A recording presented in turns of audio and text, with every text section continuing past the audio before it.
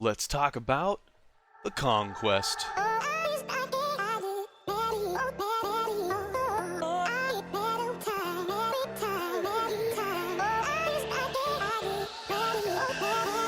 Any plans for an underwater ocean themed raid or zone? The answer is yes. Apparently a lot of people are excited about that. Any plans to add new mechanics to encounters like Sunder on tanks, for example, where you have the tank swap for a boss fight? Yes, and they'll likely launch with armory launches. So for people that know, Sunder in Warcraft is an ability that warriors can use. It gets a lot of aggro on a boss. Aggro is not really a big thing for bit heroes, but it would reduce the armor on the target. So you'd Sunder the enemy once, twice, 3, 4, 5, however many times it stacks. You'd reduce the armor, and you get a lot of aggro on the tank, and it would kind of help with the fight, as you can probably imagine. So basically debuffing armor and stuff like that. And the answer here is yeah, that could happen. We currently really don't have aggro in this game. I don't think we necessarily need aggro in this game. Again, I have the core belief that this game should improve, but this game does not need to turn into a different game. We should keep the key features of the game that everybody already enjoys and add on to it, not completely change this game to another game. If people wanted to play another game, they would just play another game, or Kong could make another game with different mechanics. So I'm open-minded. I like to see improvement. I like to see change, but again, I don't want this game to lose its core structure. You know what I'm saying?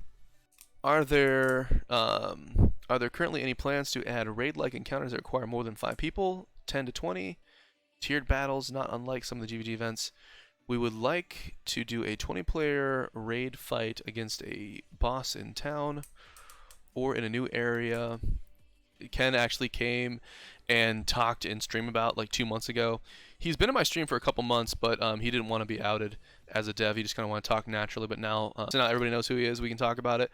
But he would come into chat, and one of the things that he talked about a lot was basically like a 20-man world boss. And so we kind of brainstormed a little bit on it. It would be basically, this is the way I see it, and a little bit of this is what we talked about together. The way I see it is, during a special week, every hour on the hour, you get an announcement in game that says, you know, this new mega boss is attacking the town. Click accept if you want to help defend the town. And so there's a little bit of a queue time after like a couple minutes. If people join in, maybe like you have 10 minutes to accept the queue or something like that, and then everybody in the town, everybody on your server could fight this boss. The fight would have to be forced auto. You could have up to 20 or 30 people in there, and it would just basically kind of run the numbers and just go through attacks and stuff like that and just find a way to make it work. That's what I would see happening. And so a player could receive loot from the boss maybe once per day, but if you wanted to help for either diminished loot or for no loot just to help other people out, you could help like every single fight, but you get loot maybe once a day or something like that. Or for the first success. That would be kind of interesting. We don't know what the game limitations are. I could see lag and desync being an issue, but if you forced it to autopilot, maybe that would fix it. That's kind of cool. Ken's got some similar ideas. I'm very interested to see where that goes, but that would be really cool. Maybe every hour, every couple hours or something like that, a giant boss is attacking town. You can join and fight. You get loot once per win per day, but if you want to help people, you can continue helping people as much as you want. I think that would be pretty cool. But you could also scale it. Maybe if you're in a server that's super AFK and there's only like 5 players that are paying attention, maybe you could scale the boss down and make it like a 5-man content. That would be, other games do that. Any plans to change deflect damage? With power creep, it's increasingly easy for DPS to one-shot themselves since they get the full one-shot deflected back on themselves. Low percentage return makes more sense to me. Yeah, we're going to look at it when tier 11 lands and see what we need to do. So here's the problem. There's a couple things to talk about here. Problem number 1 is it's actually incorrect that the higher that we go with power creep, that the chance to one-shot yourself is increased. That's incorrect, because the more power that players get in game, you know, every time that we go up in tier, DPS players are adding more attack power. They're also adding more stamina. So if your DPS character is set up so that you can one-shot yourself on a deflect, you have set your character up incorrectly. And this holds true for every single tier. So the more that your attack power goes up, you either need to increase your stamina or reduce your attack power and increase your agility. If you can deflect one shot yourself, you have set your character up incorrectly, and that has nothing to do with power creep, and it has nothing to do with old content and new content. You just need to fix your character. If you have too much attack power, of course you're going to deflect and kill yourself. And again, easy way to fix that is drop your attack power down, up your stamina, or up your agility. The way that DPS works in this game is, if you have 100 attack power and you have 1 agility, you're going to do the same damage over time as if you had 1 attack power and 100 agility. So you're not losing DPS. You're just moving your points around so you can't deflect, kill yourself. Also, in going from tier 9 to tier 10, apparently they changed it so that you can no longer redirect deflects. I think that is a bad change that should be changed. I think that was a bad update that should be changed. So I don't think that you should be able to. I don't think that you should not be able to redirect deflects. I think that should go back in the game. I think that was put in the game to help try to balance DPS players versus tanks, but I think that actually that hurts DPS players more, because now a DPS player is going to get deflected, he's going to have a higher chance to kill himself, and the tank redirect should still be workable. It should still have an effect. So I hope that change gets reversed. I don't understand why that change was made. And if players notice that they die more in Raid 6, which has a lot of deflects, or in some of the expeditions that have more deflects, it's probably because the change of not being able to redirect a deflect, not so much the change of power creep. That's probably what happened. And I think they should fix that. And fixing that would actually probably solve this question right here. But I don't think deflect needs to be changed. I don't think they need to change the percent chance of it or anything like that. It is a game mechanic that people need to learn how to play around. And if you decide not to counterplay deflect, that's your own choice. And I think that Raid 6 is fine. I went back and I farmed like 30 Crundies. No, I farmed like 50 Crundies or something like that. Farming the crumbs to get Crundy. I farmed 50 of those guys, and I had completely 0 problems with deflect because I didn't bring any DPS players that had really high attack power. So if you counterplay for it, it's completely fine. The reason why we have deflect in this game and other mechanics in this game is so that you have to learn to adapt, and you have to learn to put a strategy against it. That's the entire point of having mechanics in the first place. And it would also nerf a defensive bonus. And the defensive bonuses, other than damage reduction, they need more help. They don't need to be nerfed further. You know, there's already enough reasons to run damage reduction. Why would you try to nerf or reduce one of the other defensive bonuses? It doesn't make any sense. Are there any current plans to expand more on female cosmetic side of Bit Heroes? Pretty male. This is an interesting thing. It's something they plan on focusing on, and I'd like to see it. If you're a female or you have a female character and you want to express your character in this game, a lot of the armor and stuff kind of looks androgynous. It's kind of hard to tell, but how far can they push that while keeping this game at like a PG rating?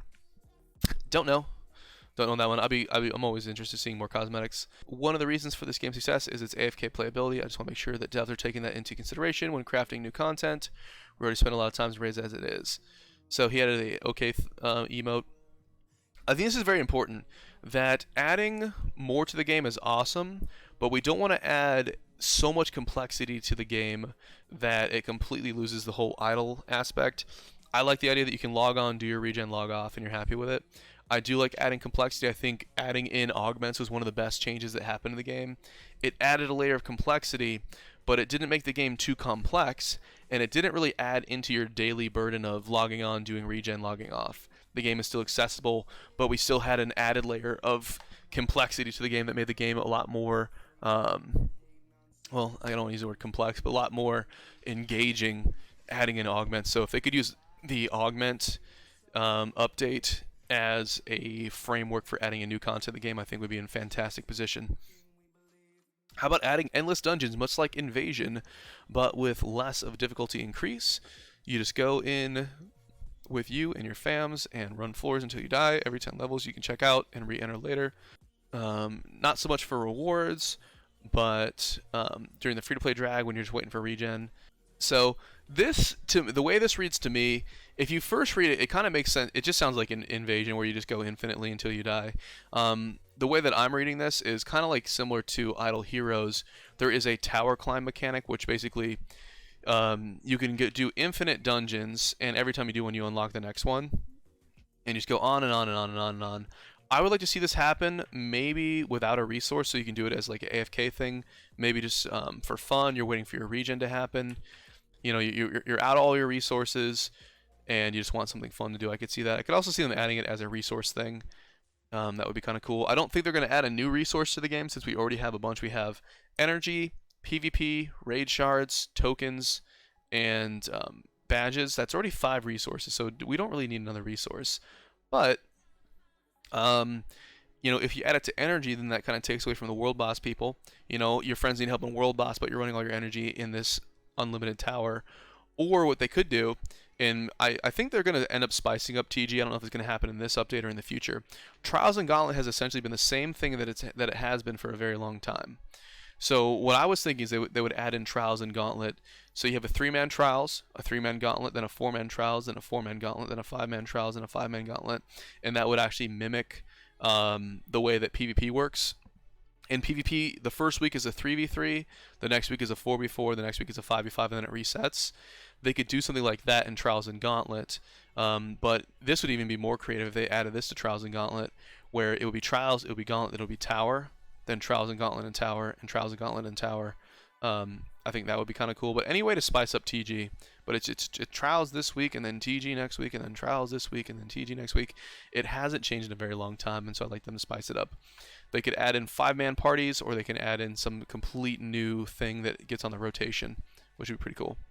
But I'd love to see like a roadmap of what they kind of have planned, and they don't have to show everything. They can keep surprises and things like that.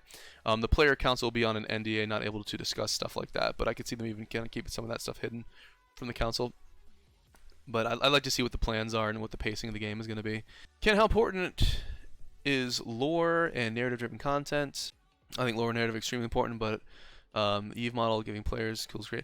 I like when the players kind of drive the narrative of the game. I like that a lot, and we kind of have that a little bit in Bit Heroes. I like how we have a little bit of lore in Bit Heroes. It's got the classic retro throwback of, you know, the NPC talks to you, your character says ... The NPC talks to you, your character says ... Then you go fight. I like that. It kind of adds that special touch that Bit Heroes has, and there's a lot of charm to that. And it kind of just gives it's an homage to all the old games. Those are their plans to make it easier to browse existing guilds, invite people to guilds. That's pretty cool. I think you should be able to inspect guilds and see what the requirements are, see what their info tab is, or maybe the guild could make a specific like advertisement or something like that. So if you click on my guild, you can see in the advertisement I can type what the requirements are, how to contact us, what we're looking for, etc. I think that would really be really good. But right now, there's really no way to inspect guilds. All you can really see is guild level, and you can't even inspect and see who is in what guild. In some games, you could type /who GVGX, and it would pull up everybody in the GVGX guild. You see what I'm saying? So that would be kind of cool. You could see. I could understand keeping things like maybe keeping perks private if you want to do that, or keeping contribution private. I could see that, but you could just decide what you want on your like advertisement page. Right now, since that's not in game, people kind of use Discord and other websites to help with that, and I'd like to see more of that stuff moved into the game itself. Because there's a lot of players that don't want to go to Discord, they don't want to do Discord, they only want to do Bit Heroes on their Bit Heroes, and they just want to watch my YouTube content. That's right, boys. So subscribe to YouTube, youtube.com/GavxOnline. All right. Anyways, so that'd be awesome. So I'm very excited about the entire guild UI overhaul. Shot in the dark here. Any plans on adding temporary familiar fighters as once per adventure ability? This is kind of cool. So basically, you have an item where you use the skill and it summons a familiar to fight for you on your team. That would be pretty cool. It might be difficult to balance. I could see that being broken in things like Gremlin. I could like summon a mythic Kaleido, or I could summon a bunch of crazy stuff to help me fight bosses. But that'd be kind of cool. Who knows? Yeah. So basically, adding a class that is like a debuffer or a team support would be kind of cool. I think that would be kind of interesting. I would like to see that. I would actually like a push notification if my regen caps. I think there's actually a way to do that in game, or there used to be or something, but it's never worked for me. That way, if like my energy is capped or my raid shards are capped, I'd get a little push notification on my phone that says, boom, you know, log in game, your regen's capped, you missed something. I would like that a lot. You have mentioned sending familiars out on missions before. Is this something that is within pre-tier 12, or just thought in your head at the time? So this is actually massive. This is something that Ken talked about like 2 months ago on my stream, before we knew he was a developer, before you guys knew. It's basically a garrison where you can take familiars that you do not use and you can send them off on missions. I would like to see that a lot, and it's actually scheduled around tier 12. I'd love to see that. Many players have familiars that they never use at all, and it feels like a waste. If you could send those off on a daily mission or something, that would be amazing. Maybe the rewards are based on the rarity of the familiar. Maybe how long it takes to do the mission is based on the rarity of the familiar. They could have a special slot. I'm kind of basing this off of what Legion and Warlords of Draenor look like. But basically, you have a mission board, and I know a bunch of different games have similar things, but you have a mission board, and on that mission board, you have like, there's a slot that says, okay, if you have a tank, a DPS, and a healer, you can put those familiars in there, and you have a higher % chance. If you don't have all those different specific familiars, you get like a less % chance. So instead of 100% to clear it, you have like a 80% chance if you don't have a damage dealing familiar. You know, you get different benefits and bonuses, or, you know, like a mythic familiar has a higher chance to complete stuff, etc. You can make it as complex or as simple as you want, but any sort of like mission table would be awesome for this game. It adds value to familiars that are basically dead and just sitting around. I mean, there's people that have familiars that they don't even get to use in Invasion because Invasion doesn't come around often, and, you know, maybe they're just still not using it because they have all these other familiars they made like a year ago that just aren't getting any action. I would love to see that. That's probably like my most anticipated thing for tier 12. Alright, would it be possible for duels to scale TS so that participants don't have to be considered the difference in stats when weighing outcomes? I would like a way for scaled dueling. I think that would be cool. Scaled dueling and not scaled dueling. If I have like 500 more total stats than somebody, there's really no point in me dueling them. It's not interesting for anybody. If they could scale it but also have a not scaled version, that would be kind of cool. A lot of players try to use dueling as a way to test out stuff, and that would be kind of cool. Currently, dueling is used by players to test components and procs. Having stats scale would be helpful, yeah. I think there's a cooler idea. I think there's a chance we might actually get like a test dummy or something. I think there's a chance for a test dummy. That would be awesome. Any chance of implementing a target dummy accessible for Guildhall testing builds? There you go, soon. Target dummy. Any sort of testing would be awesome, since this game is actually very punishing if you make a mistake. If you make the wrong item, or if you destroy an item, or if you make the wrong familiar and you test it out. I don't think we're going to be able to test everything like that, but the game is very, very punishing. It's one of the reasons why my guides are so successful, is because players know that if they make the wrong familiar, that they might be losing a month or 3 months or however long of playtime, essentially, if they make the wrong thing. You know, if you go and make Astolly when you should have made Wallog or something like that, or vice versa, you know, that might cost you a month worth of playtime in a mistake that you didn't want to do. So if you could kind of test things, it would help a ton. That would be really, really good. Or even just test stuff that you have. That would be kind of cool. And then also kind of going back to Dan's previous question, if there's a test dummy and there's API access, I mean, we could essentially get a DPS chart. We could actually get a DPS meter in game, which would help us really statistically look at these builds and compare things. That would be crazy. Will there be more beginner packs to give new players a jump start? It's becoming harder and harder for new players to catch up to gain to main pack and lose interest. Yeah. So I'd like to see new player packs and things that kind of help. That's cool. Will there be an overhaul of the World Boss team forming mechanism for Tier 11? Right now, it can be difficult to form teams. Maybe something like expressions of interest in chat, etc. Not likely for Tier 11 due to other stuff. So it means there's a chance for this in the future. I think when you post a World Boss group, again, it should be hosted all on the same server so that anybody in any server can see the World Boss posting. Even if I have to like rejoin servers to get to your World Boss, I would like to be able to see it. I can't join a World Boss group that I can't see. And the other thing is, when I post a World Boss group, I should be able to put a minimum total stats to join.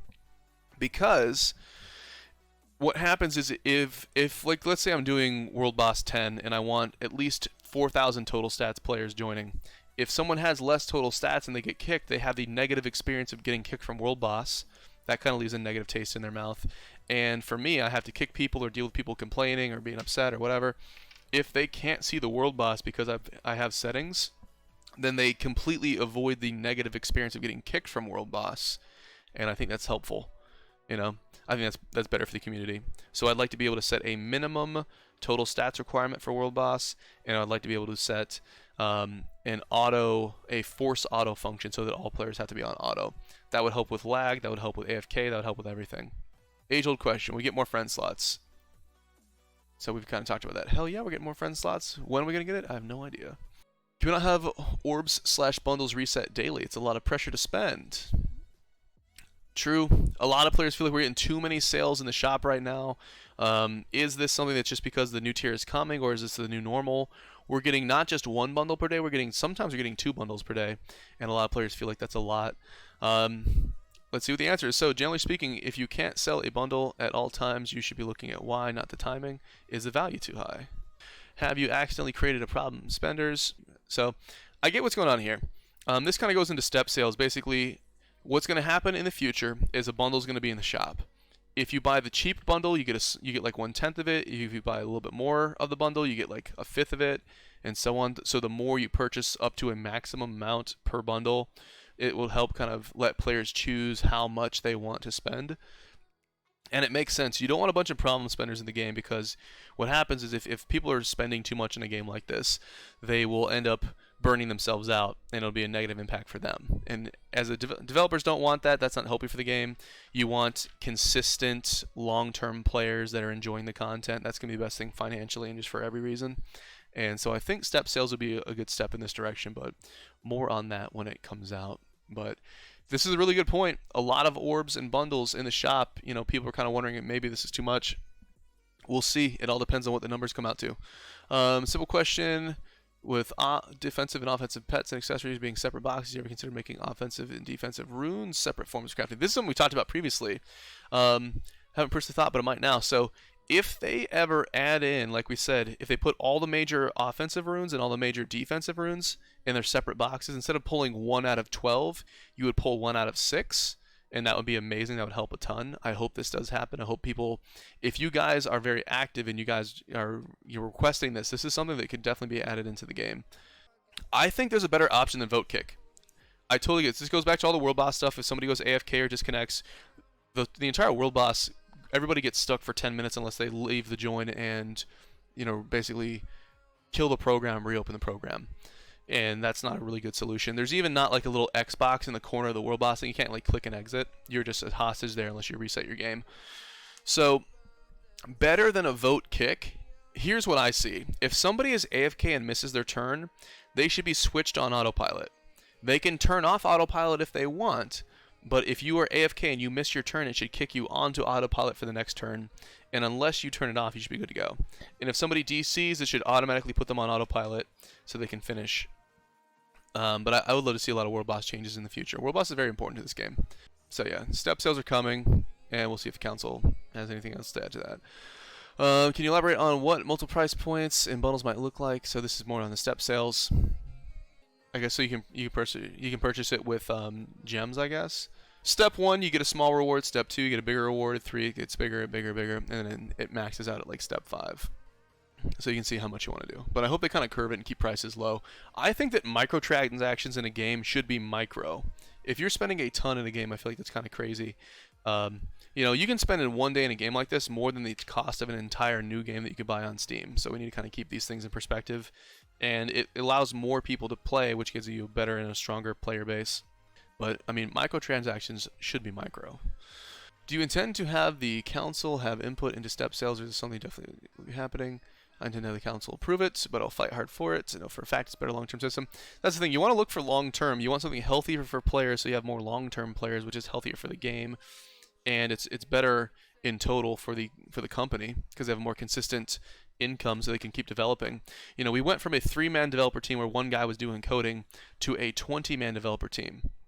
So there's a cost to that, and I totally get that, but it also means a better game and more things for players. Instead of waiting 6 months for stuff, we can actually get stuff in like 1 month or 2 months or so, and we get better stuff. Does this also mean you guys are considering changing bundles from only currency bot to gem option? Yes. Ooh, that's a big one. There's a lot of people in game that they have gems in game, and they would love to buy the bundles, but bundles are currently only through creds. So that would actually be really awesome. That would be cool. I always love the color changing effect of Phobos and Deimos. Are you going to add that effect to other stuff? Hell yeah. Would also consider a month-long Bubgore subscription base for a set price. That's interesting. That's interesting. I'd like to see that kind of voted on. Month-long Bubgore. Honestly, for most players, it makes more sense that you don't want a long boost. You want a high percent boost that is not that long, so you can burn off all your resources in a short amount of time. If you have a month-long Bubgore, a lot of that Bubgore is wasted. Because think of it this way. If you're like just let's go with the numbers. If you're sleeping for 8 hours a day, that means 1/3 of your month-long Bubgore is just wasted because you're asleep, and most players aren't playing all day. So how many hours per day are you going to play the game? 1 hour, 2 hours? Even players that play a lot, 3 hours, 5 hours, 6 hours. Most of your month-long Bubgore is complete waste. But if you're only playing like 3 hours a day or 4 hours a day or 1 hour a day, like for me, I can do all my region in half an hour. You don't need a long boost, and if you get a smaller boost that was cheaper or a higher percent, it would actually be better for you. But we'll see. I'd be interested to see how that goes. If the council wanted to bring up adjustments to drop rates for cosmetics, would y'all be willing to listen to that? They would be willing to listen. There we go. Oh, here we go. We'll definitely do something special for the Halloween. Bring back the Halloween potion. One-time events for the jellyfish pet. We get that back. I think their status symbols worth one with pride, but will still possibly come back on extremely rare occasions. Reducing final tier requirements for the next invasion. You will be able to adjust your templates to little or no cost. And also this would be a great way to get down the gold. There's a lot of players that have way too much gold in games, so they want a gold sink to kind of make gold meaningful again. So that'd be really good. Being able to change your templates fairly cheaply would be awesome. Like if you had to do like gems every time you change your template, that's gonna be horrible. But using gold would be pretty much amazing. And the players with the most gold are going to be the ones that are changing their templates the most often anyways, so that would help. Will we ever see damage over time set, or are the plans to stick with traditional that is already with percentage tax? Hots and dots, so heal over time and damage over times, will land either with or right before the armory. The way I read it earlier, the armory is supposed to come out on August 30th. That's what was set in Discord, and dates change, things change, I get that. But if that means we might be seeing hots and damage over time super soon, that's actually a really massive big deal, because it's very difficult to balance healing over time and damage over time. In this game, since we don't use time, we would use per turn, but still it's the same idea. That's why a lot of damage over time skills and classes are either completely horrible or they're completely broken and do a ton of damage if the fight is long. So it's very difficult to balance, and so we'll have to watch that one with a lot of focus. Any plans to introduce useful, stronger fusions that make use of the weaker, currently more available families like Spheronin, X-Gombo? These are some of the raid goblin guys. And the answer is yes. How do you feel about making a secondary stats better? DR is getting pretty old, and of course I see Evade, Deflect, Absorb become more mainstream.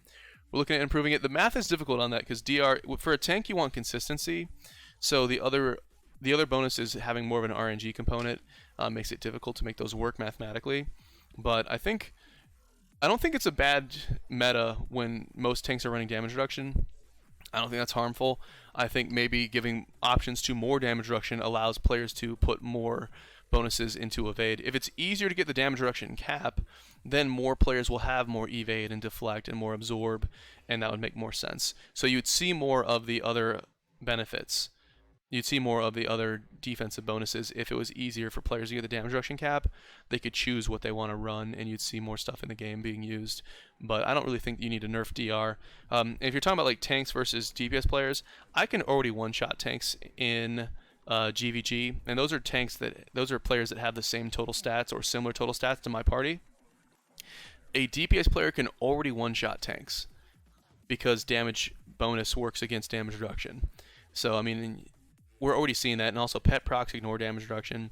So I think that the best way to fix this, if you add in more enchants or things like that to give more bonuses, again, it's easier for tanks to get more damage reduction, and if you're able to hit the damage reduction cap, then you're going to have more spillover points, and you're going to be able to get more evade, more deflect, more absorb, more things like that, more fun, more block. That makes more sense to me. So making damage reduction cap easier would probably fix that. Is Unity port going to improve mobile performance? So they're switching from Flash to Unity. Flash is old and dying, and Unity is the new thing as far as I know. Are we going to get some sort of benefit? I think this makes life a lot easier for the developers, more so than us. I don't think we would notice anything. It would just be easier. The devs would have more options. then we probably wouldn't notice anything. You should just remove legendary materials from the weekly rewards almost, because it's such a small amount of rewards, and the players that get a lot of rewards, they don't need them. So if you're rank 1 in an event right now, I think you get 50 legendary. Yeah, you get 50 legendary materials. Any player that's able to get rank 1 in an event does not need 50 legendary materials. It's just a waste. They should either increase the amount of legendary materials for players that are below 250 and completely replace all the legendary material rewards for players that are above 250 on the ranking chart. And that does it. Oh my gosh, that was so long. I'm definitely going to have to chop that up into smaller videos. That was 32 pages of developer stuff, Q&A. So I appreciate you guys for watching. I'm definitely going to go and chop that up. Big shout out to Gilgamesh who compiled all this. Oh my gosh, that is a lot. That should basically answer all the questions, but if it does not, if you still have questions and comments, do it on my Discord, comment here on YouTube. I read all of it. So join the conversation. This Friday should announce more information on the player council. There's a democratic player council added into the game. There's 3 positions. There is a meta specialist, so what kind of builds and things should work. They look at that. How strong are tanks? How strong is DPS? There is a community person that kind of talks with the community, talks with developers, and is like a little bit of like a liaison kind of thing. And there is a beta tester. My interest is mostly in beta testing. That will give me access to the game early. That way I can get things in gear so that I can cut videos faster. That means full profession and new updates and guides and all that. Instead of coming out one day or a couple days after the content hits, I could release these new guides right when the content goes. So obviously I know how NDAs work and I'm not an idiot, so I can obey NDA rules. I could also submit videos and things to developers so they can give the thumbs up to make sure that I'm not, releasing anything before it should be released. We've done it all before. It's not a big deal. But if you guys want more videos that give you more information like this, that help communicate between you and developers, and if you want to see more guide videos and pictures and content like that, when the time comes, I'm going to start campaigning this, and we're going to try to go for a Democratic Council spot. To my knowledge, what we've heard so far is the information will come out this Friday. That'll go into more depth and maybe correct anything that I've said wrong here. But there will be 20 slots available. Players can apply for a slot, and then eventually it will come to a vote. There will be some sort of in-game prompt and vote where you can click players. So you'll be able to pick 2 players. And to be able to vote, you have to play this game for a certain amount of time. So if you go right now and you make a ton of accounts, you're not going to be able to vote because they haven't been in the game long enough. But there you go. So when the time comes, I will run for most likely I'd be running for a beta tester slot for the reasons that I talked about a second ago. And if you guys vote me in, I will be able to go and get all that content for you guys. If you want guides and videos and all that kind of stuff to continue, that is the best way to do it. So as always, I appreciate you guys for watching, and I will see you in the next video.